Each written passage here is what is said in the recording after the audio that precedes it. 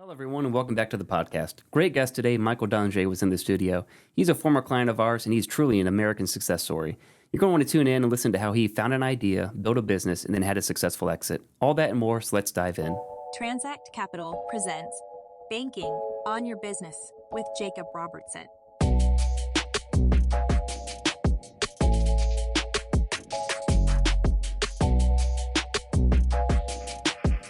Well, Michael, good morning. We definitely appreciate you joining us today. And thank you for having me. Yes, yeah. So, we started this podcast studio to have people come in and tell their stories, and we really get excited when we have former clients like yourself that come in and tell their stories, and we think that's going to be very helpful and impactful as we go back and share this message with current CEOs, people who are going through the process, and really kind of learn some great lessons from people like yourself. So excited to dive into your story and learn a lot about that. But first, to begin with, let's just do an initial introduction.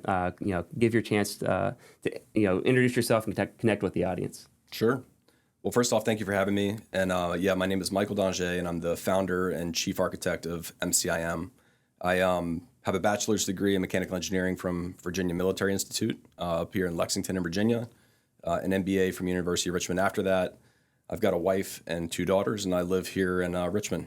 Great. Yes. Yeah. That's awesome. Yeah. So that's one thing we have in common is, both VMI grads. So Great school, great network, and glad to see a VMI grad doing well. So MCIM, that's the topic that we want to talk about today is, what was that company? How did it start? What does it do? What's its purpose? And then, walk us through that progression of idea to ultimately exit. So to begin with, just tell us a little bit about what MCIM is. Sure.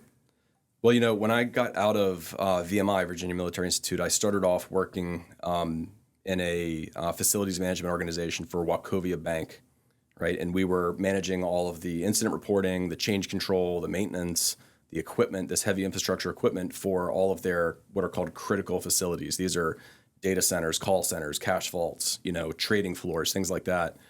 And my job was effectively to, if we're blunt about it, I was kind of a spreadsheet jockey, and we'd try to produce all these analytics for the management and the executive team. And I noticed that the executives really never acted on what they saw in those metrics. And so, working in my role, I kind of had the idea that, hey, this should be centralized. This should not be done through a bunch of different point solutions and spreadsheets and SharePoint and things like that. And so I actually cold called Salesforce.com. Wow. If you're familiar with them. And I think they were number 8 on my list or something. I'd called a bunch of other companies, and my pitch to them was, listen, I've got an idea here, but I'm not, an IT person. If you'll work with me and help me build a prototype, I can sell this thing to Wachovia. And so everybody said no, except for Salesforce. They said, sure, we'll work with you for a little while. And so spent about 3 months building that prototype, and then I went and pitched it to Wachovia, and fireworks went off. They loved it. And so it became, we went into a pilot at one of their facilities, actually right here in Glen Allen. It's the one right across from the Hilton. Okay, yes, yeah. Over by Kiter Stevens' offices. And so we did a pilot there, went phenomenally well for about 3 months. And so then, the next phase was, let's grow this thing out to the entire portfolio of Wachovia, which at that time was 60-some, critical facilities. And okay. So again, very successful, went great. And as time went on, global financial crisis happens. Everybody's seen in the news, at the time that Wachovia was acquired by Wells Fargo. And so Wells Fargo looks at this and says, hey, we don't have anything like this. We want that. And so then it became the global system for all of Wells Fargo, which was, I think at the time, 800 facilities globally.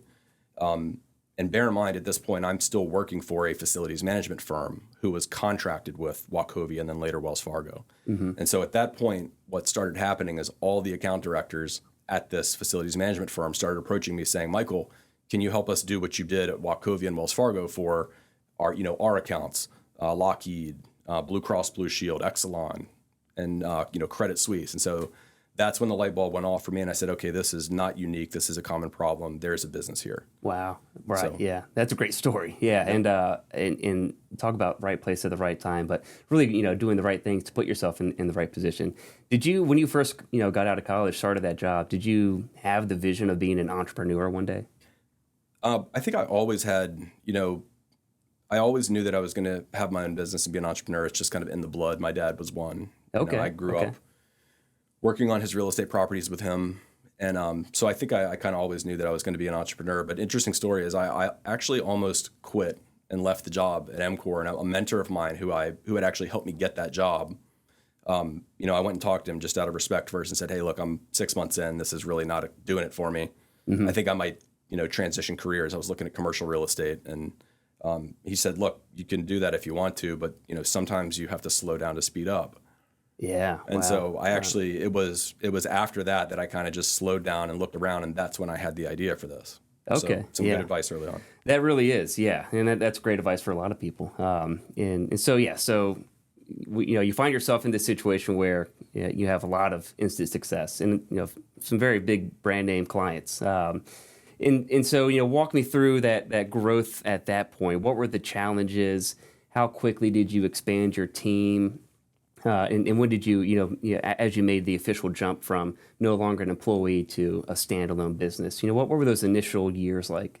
Yeah, certainly. So, I think this was 2010 is when I made the jump. That's when actually late 2009. Okay.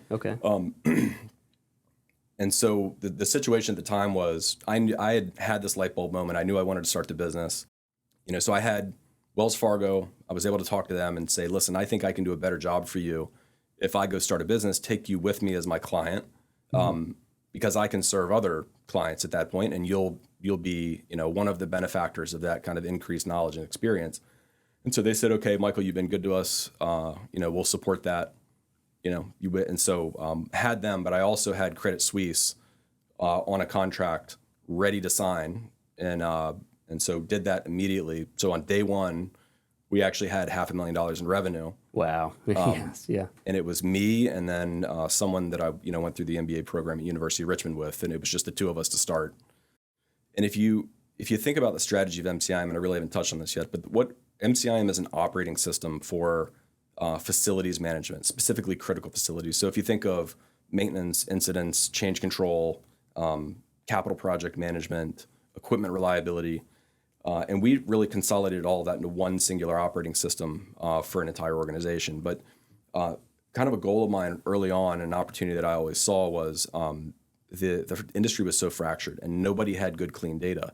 And they desperately needed this data in order to make intelligent decisions about what equipment to buy and how often should they maintain it. Because in a lot of these situations, particularly with data centers or other critical facilities, if you have an outage, and most of that happens because of human error, but if you have an outage, it could be $1 billion event. Right. And so companies would pay almost any amount and go to almost any length to prevent that stuff from happening. And so, but they were doing all of this stuff with very archaic tools. It's kind of mind-bending to think that somebody would still be using SharePoint and Excel templates and different point solutions to try to do something that has such a great financial impact to the business. And so, but anyway, to the point, my view was always that the biggest problem was that the data was very not standardized. It was not clean, not only within one organization, but what if you could get all data clean everywhere across all organizations? So think of this as, I would describe it as becoming the TransUnion or the Experian of heavy infrastructure equipment, right? Okay, Almost like fleet data benchmarking to help you understand the reliability, the cost implications, the maintenance best practices, so on and so forth across any type of make and model of equipment. And that doesn't exist yet. And so we believe, in my view, this is a winner-take-all type network effect opportunity. And, early on in the business, my goal was always to be very capital efficient. So, we've never taken a dime of capital prior to this transaction, right? It's all been self-funded through growth. And that allowed us to build the MCIM operating system in the way that we wanted to and take the time that we needed.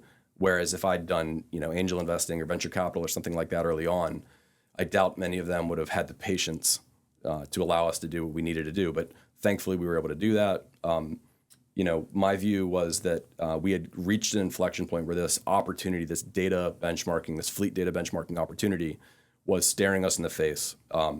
And if we didn't do it, somebody else was going to do it. And I viewed it as a first mover, winner take all.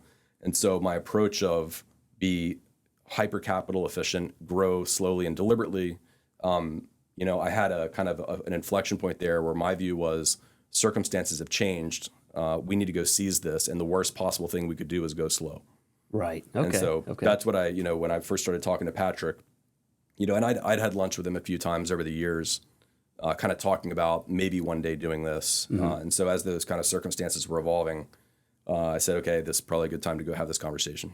Great. Yeah. Yeah. I mean, so many great points there. And, what were the emotions through that? You talk about like the sense of urgency. What were the primary emotions and drivers at that point that led you to say, yeah, I need to really think about this and then think, you grew a business, which I assume you kind of treated as your baby. Oh, yeah. And you talked about you didn't want to give up equity and ownership to begin with. What were the emotional challenges of, reconciling that, of saying like, yeah, this is an opportunity here, but at the same time, if I go through and I go forward with this, I'm going to be, separating myself and how is that going to impact the team and the family that you've built? So yeah, kind of talk me through from an emotional standpoint, what was going on at that point? Well, look, there's no two ways about it. It is definitely emotional. If you've founded a company, you've put your blood, sweat, and tears into it. It becomes almost inseparable from your identity, in my opinion. And I've heard the same from a lot of other founders too. So it's no small decision. But what it ultimately came down to for me was, if you think of it like a child, and like I said, I have two daughters. I have Gabriella, who is 13, and Alexandra, who is 15 months now. Oh, wow. Awesome. And congratulations. Thank you. And so, but having kids and watching them grow up and wanting the best for them was, I would use it as an analogy for the kind of the frame of mind that I was in and kind of the thought process that I had, which is, you want the best for your kid no matter what. Yes. Right? Yeah. And I thought about this from MCIM's perspective. We were incredibly profitable. We had a very high growth rate. We were growing at 80%, Wow. 50%. Yes. Yeah. And Rule of 40 was off the charts. It was like Rule of 180, I think. Yeah. And so we, by any objective measure, we certainly were not in need of capital. So it was not about capital so much. It was about seizing the opportunity and going fast. Mm-hmm. And in my view, it's like a baby. And my view was, look, I really want this to become what it can become. And to me, there was a risk of going slow. And so, whereas in the early days, my view was it would have been irresponsible to take capital. Right? Yes, right. That flipped in the later stages that I'm describing here because of that opportunity and because of the fact that, there are a lot of big competitors who are multi-billion-dollar companies with hundreds of thousands of employees who are trying to do what we're doing. They haven't figured it out yet. Right. And they're, so we have a big head start, but we're also extremely small compared to some of these other companies. And so my view was we need to go fast. We need capital. It would be high risk for me to try to learn all of the things that, as a business, that's going to need to be learned in order for us to have the greatest probability of being the first mover and seizing this. So that was really the thought process that went into it. Okay. And so when you think of your team, and yeah, that's a great way to frame it. If you want to do what's best and right for them, how involved were they with the process? Did you bring them in and were they aware of, this is what I'm doing and this is the reason why I'm doing it? Because some business owners are, fearful of that. They don't want to, risk upsetting or losing their employees. And so some of them, it's a challenge for them to think through what's the best way to involve your team. So I'd be curious to hear from your point of view, how involved was your team? When did you bring them in and how did they help you out? Yeah, I think it's a really important thing, right? Because it has I think it has a lot to do with timing. So if you look at, as I was exploring this possibility with Patrick and some of my advisors, while it was still exploratory, it was just me. My staff didn't know about it. And the reasoning for that was I didn't want people distracted from executing day to day, month to month, which was essential to even having the opportunity to scale in a way that we wanted to and to go through this process with transact. So I didn't want them distracted at the moment, right? And plus, I didn't know if it was going to pan out. I didn't know what I was going to decide at that point. Right. And so I didn't want to set them down a path thinking this was going to happen and then go the different direction. And so I remember we actually got to the point with Patrick Morin, David Cadix, who that was our deal team, and we kind of got to the point where we had created the initial teaser book. Right. Okay. We had, they were great at coaching, gather all these different documents, and so I had done that, and we had sent the non-disclosure agreements out. Right. We had sent the initial packet out and gotten the IOIs back, and so it was then time to go schedule the management presentations, and that's the point where I said, okay, I'm gonna bring the team in now, let them know, hey guys, we're gonna have some meetings in the coming weeks with some private equity firms. This is confidential at this point. Please keep it confidential. And so just brought them into the loop at that point. But I thought that was the right time to do it. And again, got some of that coaching from Patrick as well. Yeah, that's great. That's a great way to approach it. And so a few things from there. One is what was your initial ideal situation? At that point, I assume you kind of thought through what was your ideal of this is kind of what I'm seeking as far as involvement post transaction primarily, and were you looking for a clean 100% one day you're there, one day you're not? What was your initial idea, and then obviously we'll talk through what actually happened. So I can tell you. My initial idea, the vision for how I wanted to be involved post-transaction is exactly how it's played out. And so that was, I would say, one of the most deliberate and purposeful parts of this whole process. And so the way I thought about it was, again, it's like a baby. Right. I had no intention of going off into the sunset and doing something else. Again, this was about seizing an opportunity, not about walking away for me. Okay. And so one of the most important things, and I talked to Patrick and David about this early on, was I really wanted to have a private equity firm who was not so big that we were just a number on a spreadsheet. And so what I was looking for was a private equity group who I could see the light bulb go off, the eyes light up when we were going through the management presentation. I wanted to make sure that they actually got the kind of the impact and the potency of what the MCIM product already is and what it could be.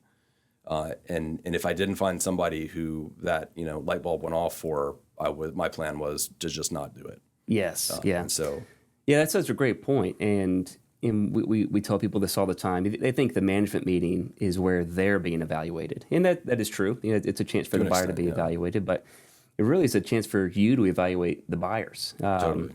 And so, and so one thing that I'll go back to is we talk about when you go out to market.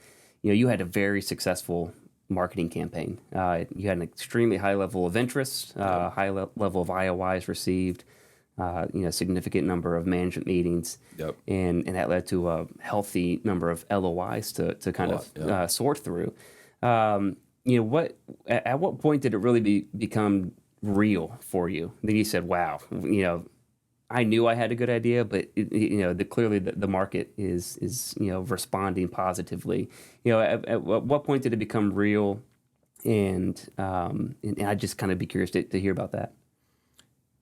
I think the part that it really became real for me, if you look at the stage of, we got a bunch of IOIs back, they weren't exactly the number that I thought that I was looking for. They were healthy. And bear in mind, we were in the end of a year that was not going so great for the economy. Multiples were falling, so it was not ideal circumstances by the time we got into the process. It ended up being late in the year. But where it became real for me was when we got the IOIs back, and then we talked with Patrick, and he gave a whole lot of coaching on, hey, this is who this private equity firm is. Here's what I think their strengths and weaknesses are.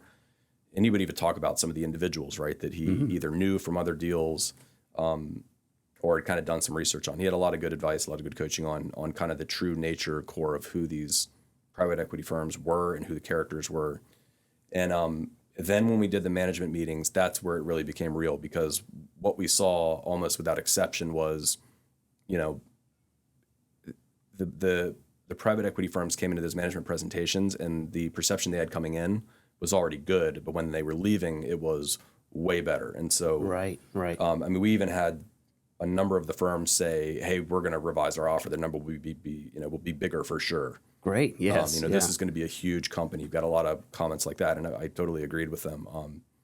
But I think that was a good indication of kind of the ones who got it, right? Which is what I was looking for. Yes. Yeah. Yeah. That's great to hear. And so then, you go through that phase, and like you said, you're kind of evaluating those LOIs. A term that we use often, and a lot of business owners seek this out, is the second bite at the apple. Oh, yeah. And that's where, it's not a clean exit, Yeah. where you retain equity and you retain involvement, and you can really help shepherd the company, to that next exit. So, talk me through your mindset on that approach. And you kind of mentioned this before, but the second bite of the apple, still staying involved. How important to you was that? And really talk through again the emotional attachment of, and we see this a lot, and I think a lot of people experience this, be it when they retire or especially when they exit a business, is like that loss of purpose. Yeah. Do you still get a lot of purpose from your job, and how fulfilling is it? So kind of walk me through that thought process. Sure. Well, first, I guess the quick answer is yes. Tons of fulfillment, tons of purpose. We're going very fast right now. We're doing a lot of things, and we're getting into new areas. For example, we really did no marketing whatsoever prior to the transaction as a business. We have a full marketing team now. I'm getting to learn a whole lot about that. It's just a discipline that I really never did in the past. All of our growth historically came from word of mouth. One happy client would leave their job at Wells Fargo, they'd move somewhere else, and they'd say, "Man, we need MCIM." They'd call me, and I'd be their first call. And so you can see this kind of migration of employees from one company to another, and MCIM's growth followed that. Wow. And word of mouth is kind of it's the best kind of advertising you can get. And so, but in the transaction process, my statement to all the private equity firms was, there's a couple reasons why I'm doing this. One, it was what I already talked about, seizing this opportunity. And in order to do that, my view was the major investment is going to be in two things. One is dramatic ramp in sales and marketing, right? Mm-hmm. And number two was going to be continued heavy investment in the technology side of the business, R&D. Okay. We're a deep R&D focused business. The MCIM product is very deep, very broad, and we had to keep that up. I didn't want that to drop off. So yeah, that's kind of how that went. And I think that the private equity firm that we ultimately ended up selected really understood that, and they've lived up to that. I'm extremely involved right now. Okay, and they would tell you more so than I think any other founder that they've ever done a deal with. And you asked about the second bite. The second bite to me, that's everything, right? Otherwise, I never would have gone to private equity if it wasn't to try to seize this opportunity that I viewed as having a limited window. I wouldn't have done it. But so that's what we're all rowing in the same direction towards now, is seize this fleet data monetization opportunity. And I'm very involved in that. I actually, I rolled more equity than is typical. Okay. So, okay. Yeah. But again, like what this all came down to is that was only going to work with a specific profile of a private equity firm. Correct. In my view, it was not going to work with a private equity firm that was enormous, because we would be a number. But the private equity firm had to be mature enough, established enough. They needed to have a knowledge of software as a service. I was looking for knowledge of data monetization type plays. And so the private equity firm we went with is Resurgence Technology Partners. Okay. Fred Sturgis, Adi Flipowicz are two of the managing partners. They're phenomenal, and I talk to them frequently. So we're not a number in their book. They're actively involved, and it's great. Yes, yeah, that is great, and that's great to hear. Congratulations. We always enjoy seeing that, and it is a process that it has its challenges. It has its ups and its downs, but when we're able to partner with people like yourself, and like you said, really coach them and just guide them through, because most people are brand new to it. They have, in a sense, one exit in their lives, and they're trying to capture their life's works within that that short period of time. So looking back on all this, does anything stand out as a pleasant surprise? Things that went better than you expected, or you learned something that you really kind of wasn't even on your radar before?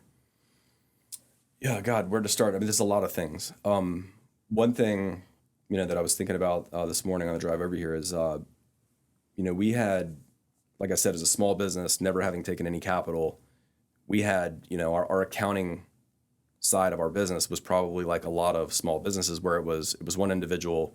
She'd been with me for a long time, did a fantastic job. But as I started to eye this opportunity, it became clear that the way that we structured our books, the way that we, recorded our financials needed to look more like what a typical SaaS, software as a service business metrics look like. Right. And we had a fantastic story in those financial metrics, but we weren't doing a good job telling the story. And so I was introduced to Ballast Consulting Group, Kyle Benusa. Yes. And who I know, Transact works with quite a bit. And that was several years before the transaction, but we actually went back and restated financials so that when we went to market, we would have 3 years, right, of proper SaaS financial tracking. And so Okay. Yeah, kind of that's a great. fractional CFO, FP&A, they were tremendously helpful. And so to answer your question, one of the pleasant surprises was, a comment that we got, I think, from a number of the PE firms was, hey, these financials are fantastic. We never see financials this good. Nice. And so they were Yes. like, Yeah. usually there's a whole lot more work that has to go into this on all sides during the transaction process because the financials don't look this good. And so that was a great thing to have done to have gotten set up ahead of time. Yeah, Kyle's great. I mean, he was. I've known him for a long time, Yeah. and he was a guest lecturer through my MBA program at VCU, and so he's such a wealth of knowledge that and that makes a huge difference. And a lot of it takes off risk, from the private equity's point of view. And nothing against, like you said, like an in-house, company prepared financial statements, but those financial documents when they're polished and they're really kind of telling, like you said, telling a story versus just reporting numbers. It takes off risk, and that inherently makes the company much more attractive. So it reduces the workload during the transaction dramatically, and it decreases risk for sure, and it just helps tell a clear story on all sides. So great, I think maybe one other thing I would say that was a pleasant surprise was, and this gets into, I think when you're going to market, at least in the experience that I have, the investment banker is just as important as ultimately the private equity firm that you go with. And Patrick was fantastic with respect to coaching. Right. Yeah, I agree. Yeah. Not only coaching leading up to the transaction, but also coaching during the transaction, during the management presentations, prep sessions before every management session, debrief sessions right after it. And targeted coaching because it's not just you in the room, it's going to be your senior leadership team as well. Your director of sales, director of ops, director of, technology. And so he would give coaching, not just at a generic level for the team, but say, this individual, and give specific coaching advice for each of them that was kind of tailored. And that was a level that I was not expecting, candidly. Yes. I agree. I mean, I have a blessed, I'm blessed to work here, truly. And because he's a profound leader, and really, takes the care and the attention to, develop everyone within this organization as well. And that's our goal. We don't want to just give you a checklist and say, hey, good luck. And it's, God.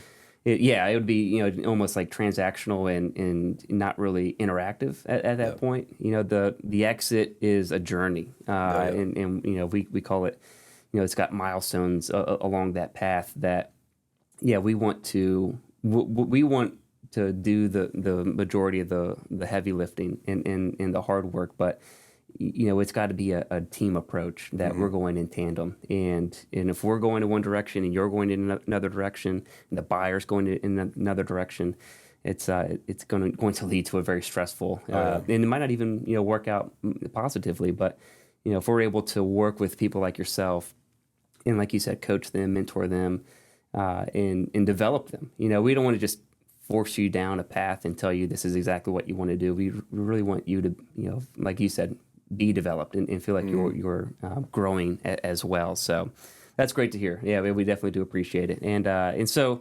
now, today, as you sit here, I think I'd be, curious, and the listeners would be curious, what's the future look like within work, outside of work? What really keeps you excited and looking forward? Well, again, it's still what it really kind of always was, is this opportunity to be a first mover, to be kind of a TransUnion or an Experian, if you will, for heavy infrastructure equipment. It's very exciting stuff. Nobody's done it before. The market is desperately in need of something like this. And so to me, that's the way I've always liked, to do things, was to try as much as possible to do something that hasn't been done before. Like people like us, you're gonna spend your life working on something very hard because it's in your nature. So you might as well pick something exciting and worthwhile that is a long shot. And been working on that for more than a decade now, and we're just in the next phase of that, and going a lot faster, doing a whole lot more all at once. So yeah, look, I love it. I enjoy it. We've grown the team tremendously. I think we had 34 employees at the time of the transaction, which was in December of this past year, and now we're over 50. Wow. Yeah. With plans to continue growing that, obviously, quite significantly. Yeah. And one other point I was going to throw out there that I would be remiss not to mention is, for any founders or entrepreneurs or whoever might be, considering going through this process, you've got to be able to still run your business during the process, because you're right, it's a process. It's not a point in time, and the amount of work, the amount of documentation that has to be produced is enormous. And actually, a lot of credit to David Cadix, because if it wasn't for him, I don't know how we would have continued to run the business while having to produce endless, analyses and responses to requests from all these private equity firms. And so that was great. The amount of work that he did allowed us to really stay focused on running the business, which is essential, right? Yes. Yeah. So, but yeah. Yeah, that's a great point and great advice. This whole thing has been awesome from my point of view. Yeah. Again, like I said, we truly enjoy helping and watching people like yourself, and so that's you're a wealth of knowledge, and I think there's going to be a lot of great insights that people are going to pull from this. Any final thoughts as we wrap things up here for the audience? I think the only final thought would just be, there are stereotypes when it comes to, like, the word exit. I've actually never liked that word, because I've never viewed, that's not what I consider this to be. No, it's not what I considered it to be, and it's not the reality of how I'm running it. So I think for other founders who might want to take a moment and consider the possibility of, you can still be heavily involved, and you can do this not for a traditional exit, outcome, but for a means of accelerating things. And so, I just know that when I was, years and years ago, when I would hear exit, it always sounded like, you're just out of the business and you go take up sailing or something. Right, and, right. So yeah. I think it's important for people to understand that if you find the right private equity firm, and they're out there, this doesn't have to be the end. It can be the beginning of something new. And so, yeah, that's such a great point. And then I agree. And that's the, that word is, you think of it as almost like ripping a Band-Aid off of like, I work here today and I've got to exit. I got to, right. And that's where the emotions come in, and the sense of purpose, and I've got, I still have gas left in the tank. I want to contribute to this, but like you ultimately realized and said, at the same time, you don't want to let the opportunity pass you by, because it's a big country. There's a lot of people out there that there's nothing stopping them from having the same idea. So I love that you saw the opportunity, you built a product, and then you knew at the right time that said, okay, this is the moment to bring in the funding, to bring in the equity partner, and grow it that way. And time matters too.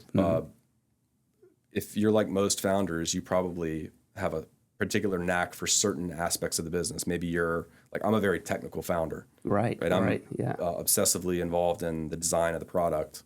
But that comes at the expense of other disciplines like marketing, right? We'd never done any marketing. I really knew nothing about it. I had no experience with it. Could you learn that over a period of another decade if you kind of plodded along slowly? Yes.